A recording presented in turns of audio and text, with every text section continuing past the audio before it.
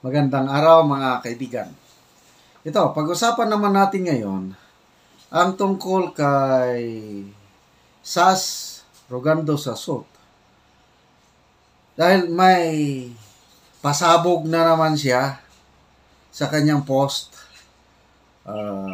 Yung mga nauna niyang post is in-offeran siya ng 2 million pesos plus kondo para tumahimik. Tapos hindi niya kinagat. Tapos later on, nagalit siya sa kaibigan ng taga Malacanang. Mayroon daw siyang video na medyo malaswang video na kasi pinagtutulungan ngayon ng mga Ensaymada vloggers itong si Sas Sasot. Sinisira ang kredibilidad.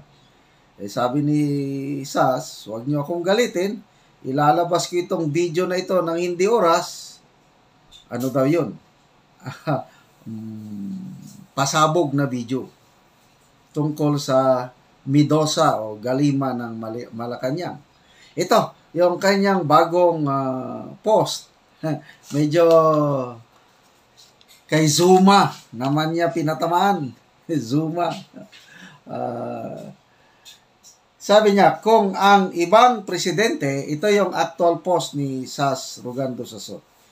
Kung ang ibang presidente, ang priority ay kabarilan, kaibigan, kamag-anak, meron daw kasinghutan ang priority.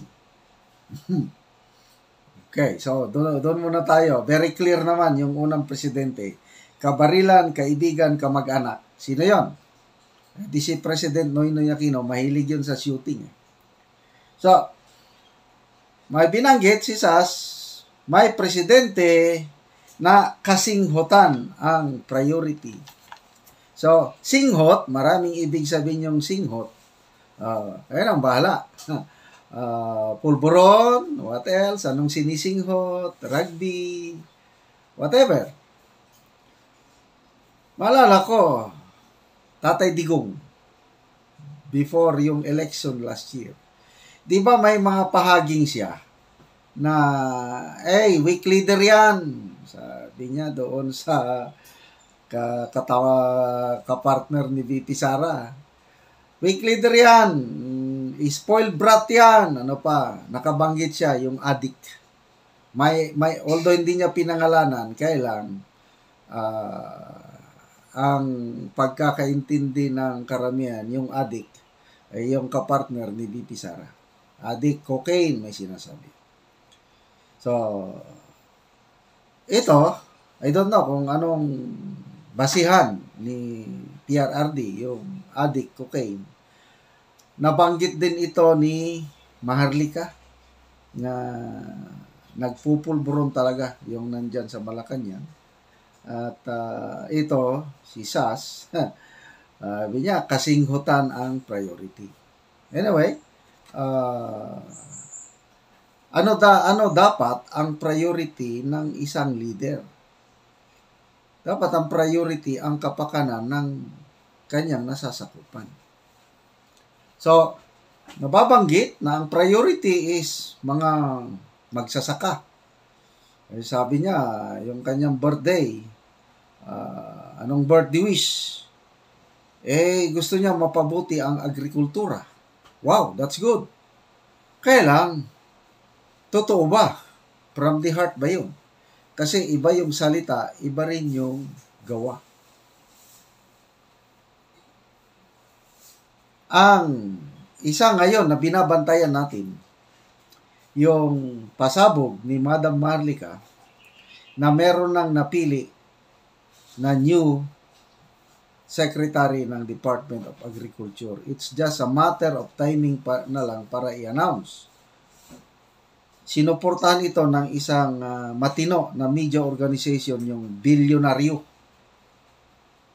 Pinangalanan na ni Maharlika at ang Bilyonaryo na ang napili na maging DA Secretary si Francisco Tio Laurel. Okay, so anong background nitong posible na DA Secretary?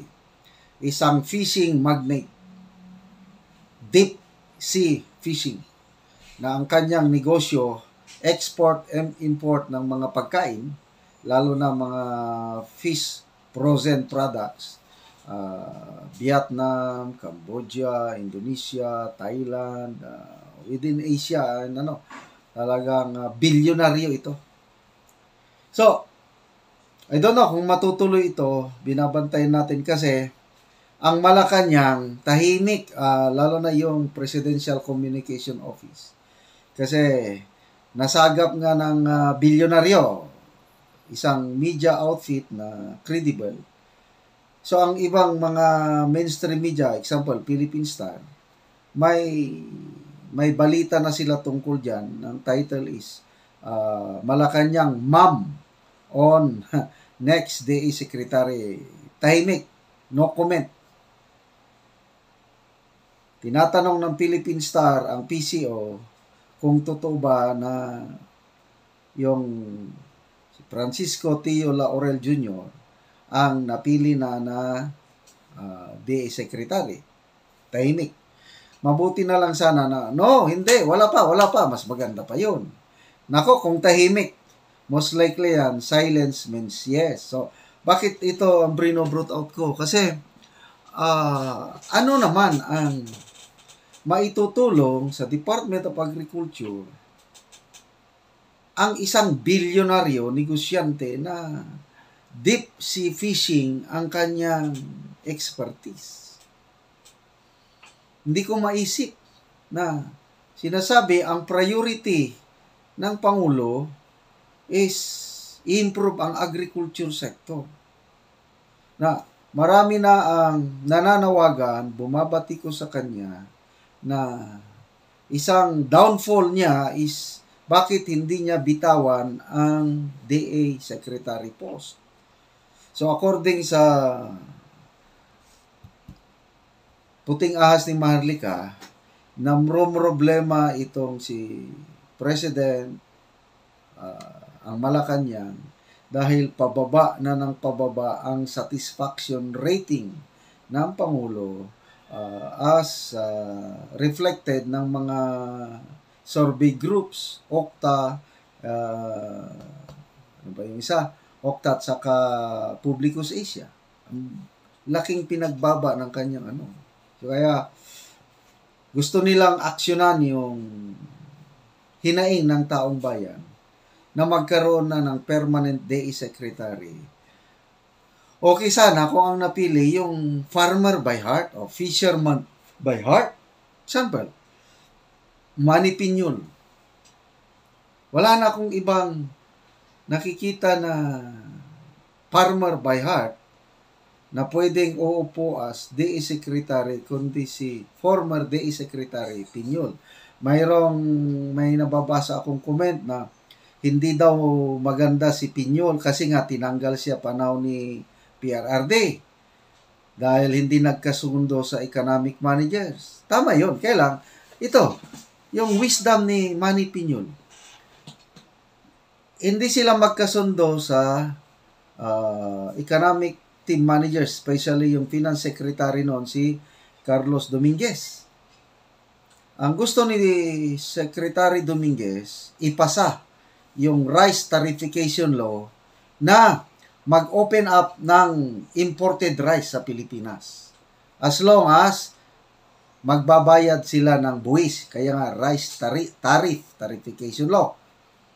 35% ang bayarang buwis, malaki ang kita ng gobyerno. So, ang concept, ang idea ng economic team managers, panahon ni Tatay Digong, pag dadami ang supply ng bigas, bababa ang presyo. Ganon.